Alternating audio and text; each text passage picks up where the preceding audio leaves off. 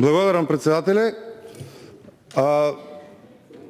Очигледно целта на власта е да не и дозволи на опозицијата да дискутира. Јас не ја гледам друга причина зошто заменик координаторот на пратеничката група на СДСМ, почитуваниот колега Велковски, ќе бара на договорена средба, на договорена комисија по однос на амандманите кои што ги имаме поднесено, пауза единствено ако не име целта да се скрати времето за дискусија на пратениците.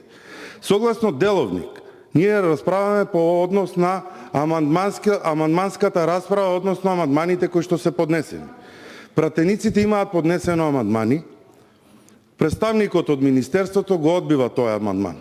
Кога ќе го одбие представникот на Министерството за финансии амандманот, очекувано е дека власта нема шанси да го поддржи тој амандман. И не гледам причина зошто да не го повлечат амандманот. По однос на обвинувањето дека амандманите се за 3 буџети, несериозно е да обвинуваат за такво, затоа што ние не планираме буџет и не очекуваме сите 176 амандмани да бидат прифатени. Ама амандманите кои што ги очекуваат граѓаните, 40.000 компјутери за децата кои што немаат компјутери во оваа онлайн настава. Амандманите од земјоделието за интервентниот фонд кои што 3 години го ветуваат и го бранат дека само што не почнал да функционира, земјоделците ги имаме оставено без средства и секогаш во време на откупи ни се јавува проблем.